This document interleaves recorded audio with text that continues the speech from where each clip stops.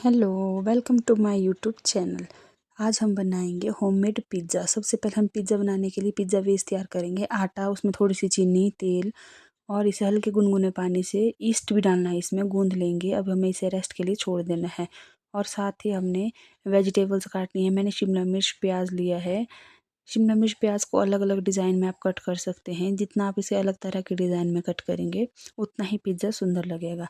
देखो, मैंने प्याज इस शेप में काटा है। अब हम एक लेंगे बटर।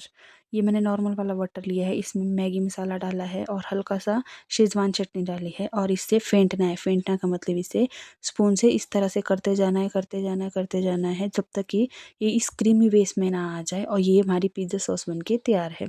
अब हमने बड़ा तवा लेना है। ये हमारे पहाड़ी घरों में मिलेगा। इसे हमने गर्म होने के लिए रख देना है। अब जो हमने आटा रेस्ट के लिए रख दिया था, इसकी हमने लोइयाँ बनानी है। जितना हमारे को पिज़्ज़ा बेस चाहिए ना उतनी लोइयाँ बनानी है। साइड से इस तरह से हम इसे फिंगर से करेंगे ताकि पिज़्ज़ा फूले नहीं। और कांटे से या फिर छुरी से इस तरह से इसे में छेद डालेंगे।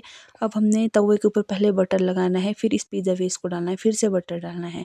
और जितने में दीदी कहती है कि मैं एक और पिज़्ज़ा बेस तैयार कर लेती हूँ तब तक। अब हमने इसके ऊपर सबसे पहले पिज़्ज़ा सॉस डालनी है। पिज़्ज़ा सॉस डालनी है। इसे हमने पूरे में इसे फैलाना है, अच्छे से फैलाना है। ये सारा प्रोसेस गैस बंद करके करिएगा ताकि आपका पिज़्ज़ा जो है वो जले ना। अब हम इसके ऊपर डालेंगे टोमेटो केचप। इसे भी हम पूरे बेस पे अच्छे से फैला देंगे। पिज़्ज़ा बेस में अब हमने ऊपर से जो हमने सब्जियां काट के रखी थी ना, सब्जियों में अब हमने चीज़ स्लाइस भी हमने लिया है और मिमी मैगी जो होती है बच्चों वाली वो भी ली है।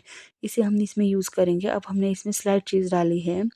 इसे अपने हिसाब से डालना है। और सब्जियां, अब इसे हमें डेकोरेशन के लिए सब्जियां डालनी है, जैसे कि प्याज, शिमला मिर्च, इस तरह से इसे डालना है। और जो अलग अलग तरह की हमने सब्जियां डाली है इसमें, इसे अपने हिसाब से डेकोरेट करना है।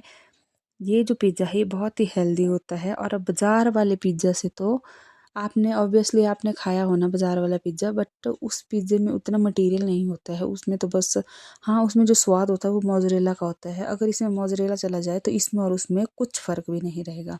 अब हमने इसमें मिमी मैगी डालनी है और ऑर्गेनो डालना है और शेज़वान सॉस डालनी है, ऊपर से चिली फ्लेक्स भी डालने हैं। और इसे अब हमने, देखिए, ऑर्गेनो और डाल दिया हमने इसमें। जितना आप इसमें सब्जियां वगैरह डालेंगे, आप अपने तरह से इसे आप डेकोर कर सकते हैं। ये बहुत ही अच्छा स्वादिष्ट पिज़्ज़ा हमारा बनने जा रहा है। देखिए, अब हमने इसको क्या करना है, गैस ऑन करनी है, फ्लेम बिल्कुल लो रखनी है। और अब इसे हमने किसी बर्तन से ढकना है। देखिए, ढकने के बाद जब हम इसे ढकेंगे तो ये जो स्लाइड चीज़ वाले पीस है ना, ये बिल्कुल मेल्ट हो जाते हैं। ये ढक दिया।